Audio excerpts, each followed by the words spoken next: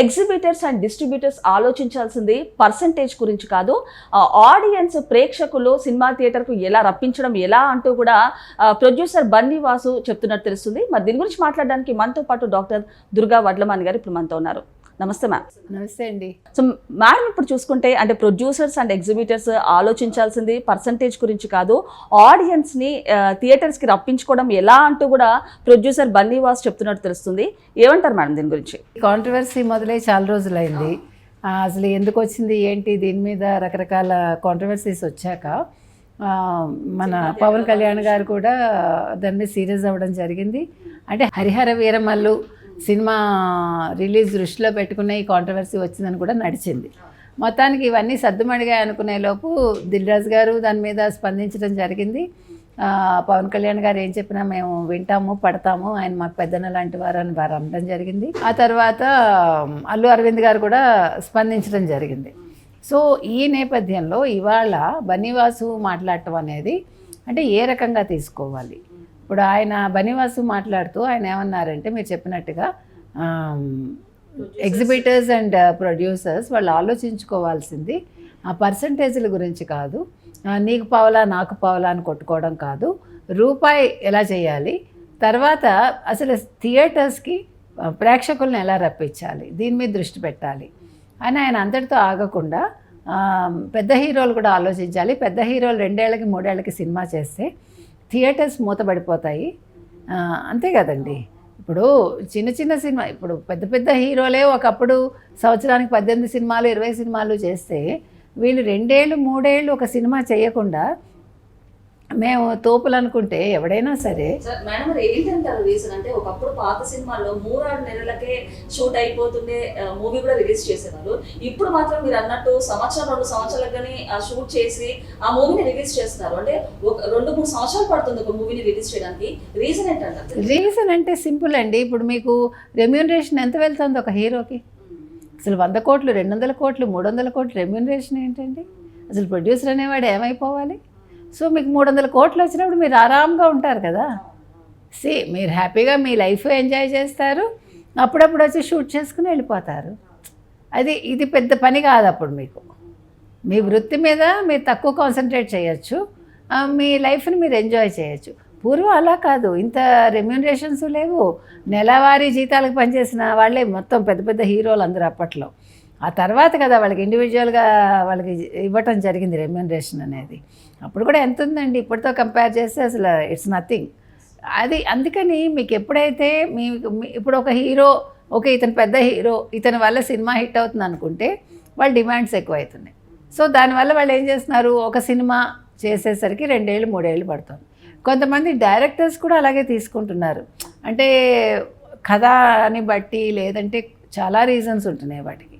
So మీరు ఇక్కడ ఎవరిని తప్పు పడతారు? సినిమాలు అనేవి ప్రజలకి సంవత్సరానికి మీరు ఎక్కువ సినిమాలు చేసి థియేటర్స్ కలకల్లాడతాయి.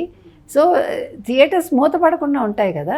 ఇప్పుడు అతను చెప్తున్నది అదే, మీరు ఇలాగే చేసుకుంటూ అంటే సంవత్సరానికి సినిమాలు ఎక్కువ చేయకుండా 2 ఏళ్ళకి 3 ఏళ్ళకి పెద్ద హీరోలు చేస్తే దానివల్ల ఏమవుతుందంటే 43% థియేటర్స్ మాత్రమే ఓపెన్ ఉంటాయి, మిగతావన్నీ మూతపడిపోతాయి. ఆఖరికి మల్టీప్లెక్స్లు మాత్రమే ఉంటాయి. మల్టీప్లెక్స్లు ఉంటే ఏమవుతుంది, జనాలు ఎక్కువ రారు కదా. సో మళ్ళీ ఎవరికి నష్టం? ఇది అందరూ ఆలోచించండి, ముందు పెద్ద హీరోలు కూడా ఆలోచించండి అంటున్నాడు అతను. నేను ఈ పర్సంటేజ్ విషయం నేను మాట్లాడిన కానీ ఈ హీరోల విషయంలో మాత్రం ఇది మనం కూడా ఇంతకుముందు గతంలో ఇదే చెప్పాం మనం. కాబట్టి ఎన్ని సినిమాలు వచ్చాయనేది ముఖ్యమండి, ఎంత రెమ్యూనరేషన్ వచ్చిందనేది ముఖ్యం పెట్టుకోకూడదు హీరోలు.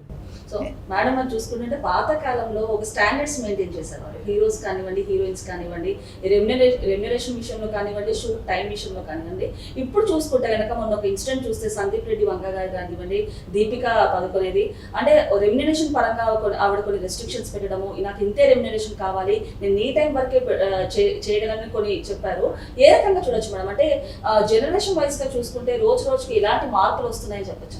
అంటే హీరోయిన్ విషయంలో వేరండి. ఇప్పుడు హీరోల డిమాండ్స్ అన్నీ కూడా నెరవేరుతాయి. హీరోయిన్ల విషయానికి వచ్చేసరికి ఇప్పుడు కొన్ని సీన్స్ వాళ్ళకి ఇబ్బందికరంగా ఉండొచ్చు.